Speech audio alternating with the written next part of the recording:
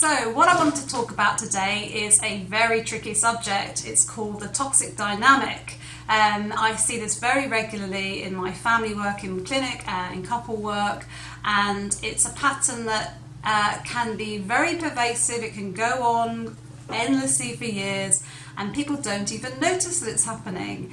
And what it is it consists of three roles in which people end up sort of finding themselves in. They perhaps don't even mean to find themselves in it, but they certainly do. And what I want you to do is imagine a triangle. So we've got these three roles going on that you may indeed feel like you're in, or you feel that you've put people in. And those three roles will be victim, persecutor, and rescuer. So you've got this triangulation going on. Now, this dynamic is very powerful and very toxic. We need to be able to see the rules. Now, the thing with these toxic dynamics is that you don't even need to do anything to find yourself in one of these roles. So, for example, imagine someone says to me, "Why are you being so mean to me?" And I'm thinking, well, I haven't been mean to you, I haven't done anything.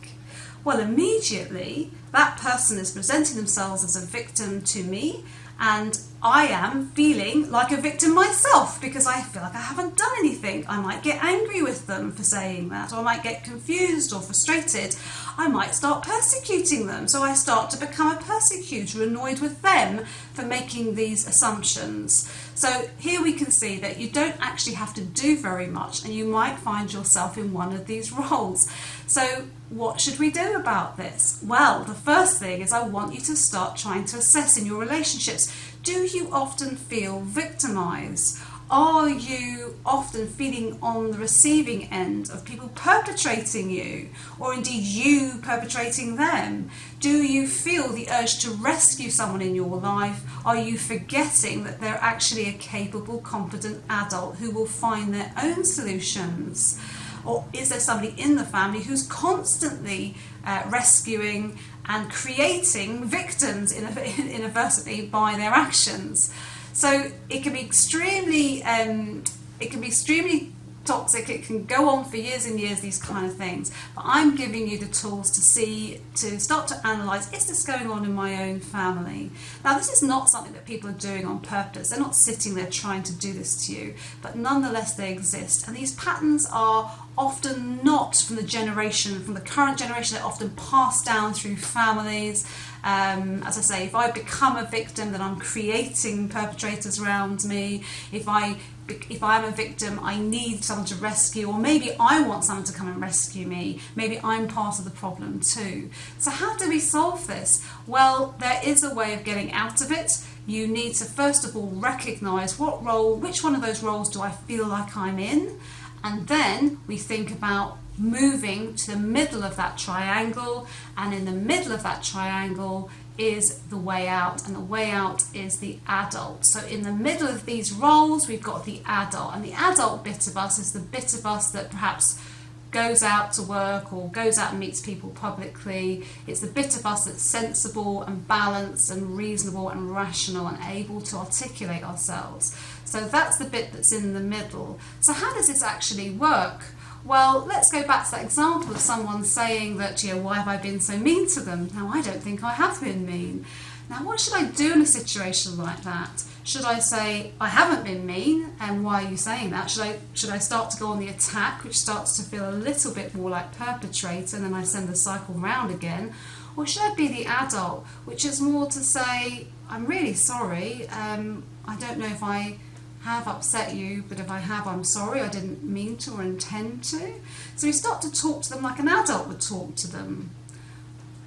What if we find ourselves in the perpetrator role? What if we find ourselves super angry with somebody, that we want to kind of get back at them, and they've hurt us, and we want to kind of show them that we want to push our emotions into them, show that the hurt in us is make them feel hurt? What if we start to be in the perpetrator role? Well, then we stop. We shouldn't do that. What we should do is try and communicate very calmly with that person about why something isn't right for us and how we prefer them to stop. That's remaining in the adult. What about the rescuer role? What if we feel that we're starting to want to rescue somebody? Well, we should again resist that role. if somebody needs assistance, nothing wrong to help them, but just start to think, are we creating a victim by helping them? What would be better? Is that person actually able to do that themselves? Are they acting like a victim and almost inviting us in to kind of take over?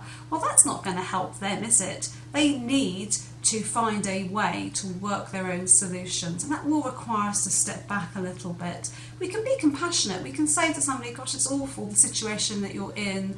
What are you going to do? We could position them as the person who has got power and autonomy to do something about it. If they can't do something, we can of course help them, but we try and resist those roles because they create something and they push the merry-go-round once more. So again, don't feel too bad if you keep falling into those patterns. What I want you to do is really assess whether that pattern is in your relationships and trying to resist all those three roles, remaining in the adult, reminding people and reminding yourself that you are not a victim. You can make choices, you can say no, you can move away from things. You are not a persecutor. We do not persecute others, we do not retaliate, we don't get into that, and we also don't get into rescuing.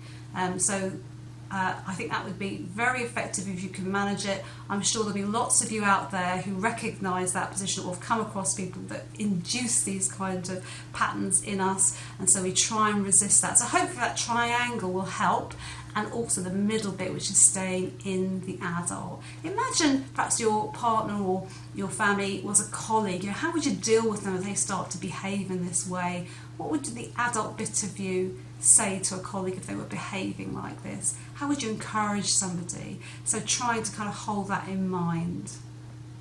Hopefully, I'd love to hear what you think about that and whether you've ever come across these sorts of problems in your relationships. Thanks for now.